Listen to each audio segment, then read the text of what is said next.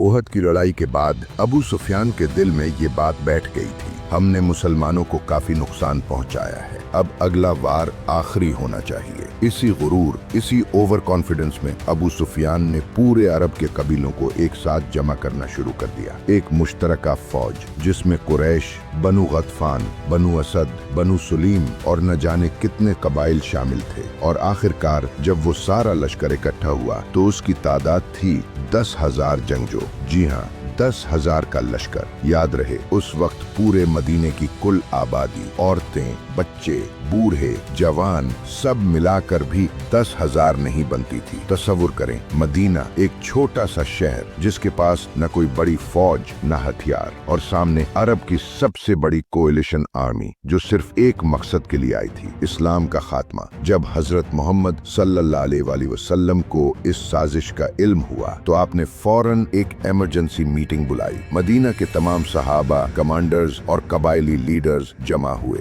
सब जानते थे कि खुली जंग का मतलब है खुदकुशी। यहाँ किसी बड़े प्लान की जरूरत थी, ऐसा प्लान जो दुश्मन को रोक सके बगैर बराह रास्त टकराए। उस मीटिंग में एक अजीम सहाबी भी मौजूद थे, हजरत सलमान फारसी। सलमान ने अर्ज किया, या रसूल अल्लाह सल्लल्लाहु अलैहि वसल्लम, मैं फारिस पर्शिया में रह चुका हूँ। वहाँ जब दुश्मन बहुत ज्यादा हो और हम बराह रास्त मुकाबला न कर सकते हो तो हम शहर के सामने एक खंदक खोते हैं। दुश्मन का घोड़सवार खंदक पार नहीं कर सकता। ये तजवीज सुनते ही नबी करीम सल्लल्लाहु अलैहि वसल्लम ने फरमाया, ये बहुत अच्छी राय है, और सब सहाबा ने इस राय से इत्तेफाक किया। मदीना की जोग्राफियाई पोजीशन वैसे भी खास थी। 3 अतराफ से पहाड़ और घाटियां थीं, बस एक शुमाली साइड खुली थी और खंदक वहीं खोदी जानी थी। अल्लाह के रसूल सल्लल्लाहु अलैहि वसल्लम ने खुद कदाल पिकैक्स उठाई और खंदक की खुदाई का आगाज किया। खंदक की खुदाई कोई आसान काम नहीं था। हर 10 सहाबाए कराम को तकरीबन 120 फीट जमीन दी गई, जिसे उन्होंने अपने हाथों से बगैर किसी मशीनरी के सिर्फ अल्लाह की रजा के लिए खोदना था। हालात इतने सख्त थे कि सहाबाए कराम ने भूख की शिद्दत से अपने पेट पर पत्थर बांध रखे थे। क्या कभी आपने सोचा है, खाली पेट, ठंडी जमीन, दुश्मन की धमकियां, और इसके बावजूद हाथों में कुदाल और दिल में ईमान। ये थे वो लोग जिन्हें आसमान वाले पसंद करते थे। कुछ ही दिनों में मदीना की नॉर्थ साइड पर तकरीबन 6 किलोमीटर लंबी खंदक तैयार हो गई। मगर खंदक खोदते हुए एक मकाम पर सहाबाए कराम को एक बहुत सख्त और बड़ा पत्थर मिला, जिसे वो कितनी भी कोशिश करते तोड़ नहीं पाते थे। सहाबा ने हजरत मोहम्मद सल्लल्लाहु अलैहि वसल्लम को बुलाया और कहा, या रसूल अल्लाह, ये पत्थर नहीं टूटता। आप सल्लल्लाहु अलैहि वसल्लम आगे बढ़े, अपने हाथ में कुल्हाड़ी ली और बिस्मिल्लाह पढ़कर एक जोरदार जरब लगाई। पत्थर में चमक सी निकली और आप सल्लल्लाहु अलैहि वसल्लम ने फरमाया, अल्लाहु अकबर। मुझे शाम सीरिया के महलात दिखाए जा रहे हैं। वो वक्त दूर नहीं जब शाम मुसलमानों के जेरे नगी होगा। फिर दूसरी जरब लगाई, पत्थर मजीद चटखा। अल्लाहु अकबर। मुझे ईरान, पर्शिया के सफेद महलात दिखाई दे रहे हैं। मैं इस वक्त इन्हें अपनी आंखों से देख रहा हूँ। फिर तीसरी जरब लगाई, पत्थर टुकड़े टुकड़े हो गया। अल्लाहु अकबर। मुझे यमन की चाबियां दी जा रही हैं, वो भी अनकरीब इस्लाम के जेरे असर होगा। ये मंजर देखकर सहाबा की ईमान बढ़ गया, लेकिन मुनाफिकीन वो तो हंसने लगे। उनके अल्फाज क्या थे, उनके पास खाने को कुछ नहीं, पेट पर पत्थर बांधे हुए हैं और बातें कर रहे हैं शाम, ईरान और यमन फतह करने की। हाँ, क्या ख्वाब हैं। लेकिन क्या आप जानते हैं, आज शाम, ईरान और यमन सब पर इस्लाम का परचम लहराया जा चुका है। वही पेशगोई, वही अल्फाज सच हो चुके हैं। उधर जब मक्का की 10,000 की फौज मदीना पहुंची तो वो हैरान रह गए। सामने खंदक खुदी हुई थी। ऐसा डिफेंस सिस्टम उन्होंने अपनी जिंदगी में कभी नहीं देखा था। ये वो चीज थी जिसका कुफ्फार ने तसव्वुर भी नहीं किया था। और सच कहूँ, अगर वो फौरन हमला कर देते तो शायद मुसलमानों का मुकम्मल सफाया हो जाता, क्योंकि कुफ्फार की फौज मदीना की कुल आबादी से भी ज्यादा थी। लेकिन अल्लाह का प्लान कुछ और था। कुफ्फार और मुसलमान दोनों फौजें आमने सामने थीं, लेकिन खंदक के बीच एक खाली दीवार थी। कुफ्फार आते और मुसलमान दूर से तीरों से उन्हें मारकर वापस धकेल देते। कई दिन यही सिलसिला चलता रहा। थकन, सर्दी, भूख, लेकिन ईमान जिंदा था। फिर एक दिन कुफ्फार का एक ग्रुप किसी तरह खंदक को पार करके अंदर आ गया। उनमें शामिल था अबू जहल का बेटा, और उनके साथ चंद और फाइटर्स थे। लेकिन जैसे ही वो दाखिल हुए, हजरत अली रदियल्लाहु अन्हु ने आगे बढ़कर उनके लीडर को मार डाला। दूसरे काफिर ये मंजर देखकर भाग गए। उनके चेहरों पर खौफ और दिलों में मायूसी थी। यूं लग रहा था जैसे जंग का पांसा पलट रहा है। लेकिन अबू सुफियान चुप बैठने वाला न था। उसने सोचा, हम खंदक तो पार नहीं कर सके, लेकिन मदीना के अंदर कुछ ऐसे लोग हैं जो मुसलमानों के दुश्मन हैं मगर चुप बैठे हैं। रश्तीनिया वो लोग थे, मदीना के यहूदी कबीले बनु कुरैजा। अबू सुफियान ने एक खतरनाक गेम खेला। अगर हम बनु कुरैजा को मुसलमानों के खिलाफ भड़का दें और वो अंदर से हमला करें तो मुसलमान दो तरफा जंग में फंस जाएंगे, फिर न खंदक बचाएगी न दुआएं। अबू सुफियान का प्लान बिल आखिर कामयाब हो गया। मदीना के अंदर मौजूद यहूदी कबीला बनु कुरैजा, जिन्होंने पहले मुसलमानों के साथ अमन मुआहदे किए थे, अब खुले आम इन मुआहदों को तोड़ रहे थे। उन्होंने काफिरों के साथ साजबाज कर ली थी और अब खुफिया तौर पर मदीना के अंदर सहाबा के घरों को रेड करना शुरू कर दिया था। यहूदियों के छोटे गिरोह मदीना की गलियों में छुपकर मुसलमानों के औरतों, बच्चों और कमजोरों पर हमले कर रहे थे। मदीना अब अंदर से भी जल रहा था। मुसलमान एक बार फिर उहद जैसी सूरत हाल में फंस गए। एक तरफ 10,000 का काफिरों का लश्कर और दूसरी तरफ अंदर के गद्दार। ये वो लम्हा था जब मुसलमानों के दिल खौफ और दहशत से भरने लगे थे। वो सोचने लगे, हम अपने घरों को बचाएं या खंदक पर जाकर दुश्मन से लड़ें? क्या करें, किसको बचाएं? ये एक इंतहाई टेंस, शदीद नर्वस ब्रेकडाउन वाला वक्त था, जहां हर सहाबी के चेहरे पर परेशानी थी और दिल में सिर्फ एक सवाल, क्या हम बच पाएंगे? ऐसी कैफियत में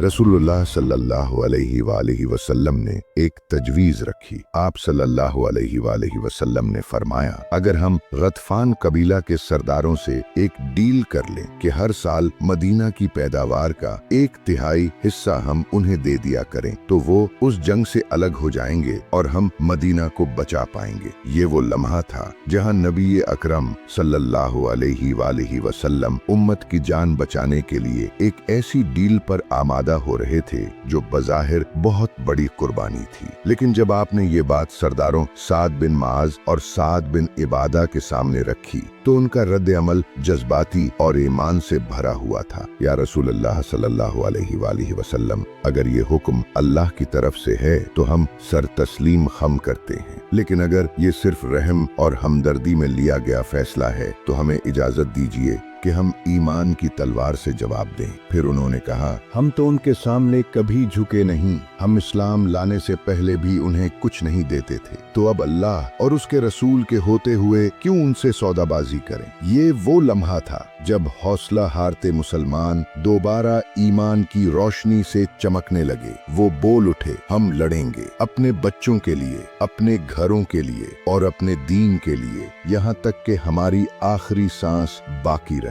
लेकिन हालात अब भी आसान न थे। मुनाफिकीन ने अफवाहें फैलाना शुरू कर दी थीं। यहूदियों के हमले जारी थे और बाहर खंदक के पार 10,000 का दुश्मन तैयार बैठा था। जंग का माहौल, हर तरफ खौफ, भूख और बेबसी। सहाबा के चेहरे मुरझाए हुए, दिलों में गम और आंखों में सवालात। क्या वाकई हम अब खत्म हो जाएंगे? ऐसे में कहानी में एक ट्विस्ट आता है। एक ऐसा शख्स दाखिल होता है जो पूरी जंग का रुख बदल देता है। नईम बिन मसूद, वो सहाबी जिन्होंने अभी अभी इस्लाम कबूल किया था और अभी किसी को खबर तक नहीं थी, वो रसूलुल्लाह सल्लल्लाहु अलैहि वसल्लम के पास आते हैं और कहते हैं, या रसूलुल्लाह, मैंने इस्लाम कबूल कर लिया है और इसका किसी को इल्म नहीं, मुझे बताएं, मैं आपकी क्या मदद कर सकता हूँ? रसूलुल्लाह ने फरमाया, जो कुछ भी तुम कर सकते हो करो, हम बहुत सख्त हालात में हैं। नईम बिन मसूद ने कहा, don't worry, I have a plan. वो सबसे पहले बनु कुरैजा यानी मदीना के यहूदियों के पास गए और उनसे कहा, मक्का वाले धोखेबाज लोग हैं, अगर जंग हारने के आसार हुए तो वो तुम्हें छोड़कर भाग जाएंगे और मुसलमान तुम्हें कभी मुआफ नहीं करेंगे। इसलिए अगर तुम वाकई उनके साथ हमला करना चाहते हो तो पहले उनसे गारंटी के तौर पर कुछ सरदार मांगो। फिर वो सीधे अबू सुफियान के पास गए और उनसे कहा, क्या तुम्हें याद है यहूदियों की फितरत? उन्होंने कभी किसी के साथ वफा की है? मैंने सुना है वो मोहम्मद से फिर मुआहदे करना चाहते हैं। होशियार रहना, अगर वो तुमसे गारंटी मांगे तो हरगिज न देना।